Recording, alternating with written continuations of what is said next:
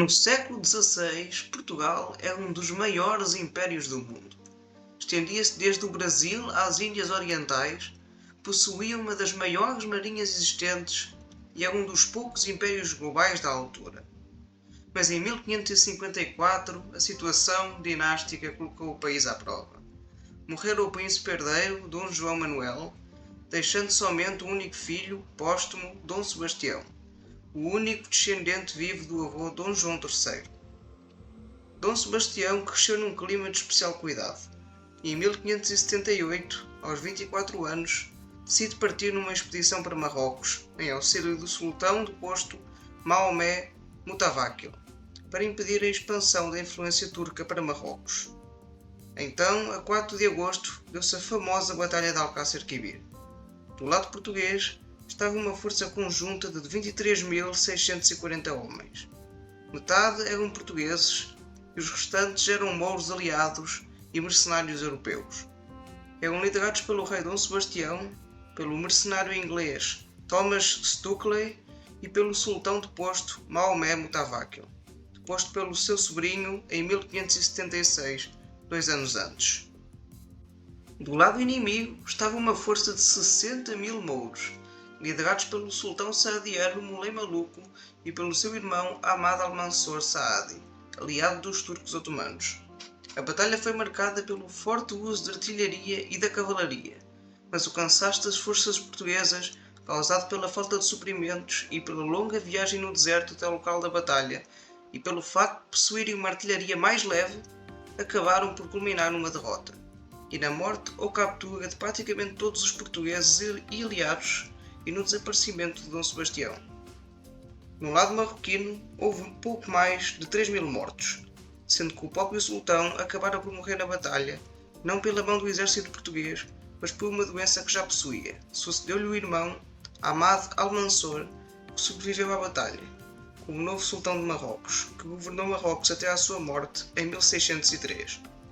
O resultado da batalha foi então extremamente importante, sobretudo para Portugal, que sem rei ou pretendentes claros acabou por ficar com a governação do cardeal Dom Henrique pelos 2 anos seguintes até à sua morte, e culminou na consequente união das coroas de Portugal e Espanha e na criação da União Ibérica, sob a tutela de Dom Filipe II de Espanha, primeiro de Portugal. Durante a União Ibérica, Portugal passou por um período de recessão económica. As colónias portuguesas sofreram uma série de invasões holandesas e a nobreza portuguesa foi perdendo a sua importância. O país só se viria a recuperar com a restauração da independência em 1640. Mas e se em vez disto, Portugal tivesse vencido a Batalha de Alcácer Quibir? Que consequências é que isto teria para Marrocos, para Portugal e para o mundo? Bom, primeiramente, como é que Portugal poderia ter vencido de facto?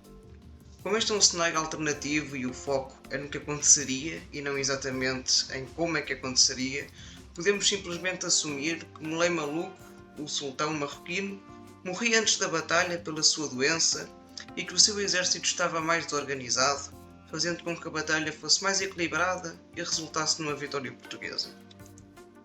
Nesta vitória em Alcácer Quibir, vamos assumir que não só os inimigos turcos eram derrotados, como o próprio irmão do sultão, Ahmad al-Mansur, também morria, e os líderes portugueses, incluindo Dom Sebastião e o sultão deposto, Maomé Mutaváquil, sobreviviam e saíam vitoriosos. Assim, quais seriam as primeiras consequências da vitória? Primeiramente, e assumindo uma vitória significativa, temos a restauração de Maomé Mutaváquil como sultão de Marrocos. Mutaváquil, ao contrário dos sobrinhos, era mais cético face aos turcos e mais pró-europeu. Isto não significa, no entanto, que Marrocos se tornaria num grande aliado europeu, português e espanhol, mas certamente seria mais como um estado tampão entre os reinos cristãos e o Império Otomano, com relações mais próximas com Portugal e Espanha do que Al-Mansur teve, quando preferiu uma aproximação à Inglaterra e aos próprios turcos. Isto aconteceria também, sobretudo, porque Portugal seria uma nação bem mais forte e rica e mais propícia a ser aliada. As possessões portuguesas em Marrocos também poderiam ser mantidas por muito mais tempo graças a isso. Na sequência da Batalha de Alcácer Quibir, não só Portugal entrou numa crise dinástica, como gastou imensidões de dinheiro no resgate dos nobres portugueses na batalha. Com uma vitória, isso não teria de ser necessário e o tesouro português teria sido muito mais bem preservado. Mas mais importante que isso está a própria sobrevivência de Dom Sebastião, obviamente. Com esta vitória, assumindo que os objetivos da campanha tinham sido alcançados, o exército português voltaria para Portugal e Dom Sebastião finalmente acabaria por se casar e ter descendentes, fosse com a princesa Maximiliana Maria da Bavária, com a infanta Isabel de Espanha ou com qualquer outra pretendente que aparecesse. Assim, seria bem mais provável que a continuação da dinastia de Viz ficaria assegurada e que não haveria uma União Ibérica. E é esta, de facto, a parte mais importante deste cenário, que é a independência de Portugal e a inexistência da União Ibérica. Sem ela, Portugal poderia manter as suas relações diplomáticas intactas e beneficiar do seu estatuto como potência independente, tendo também um poder económico e militar significativamente maior.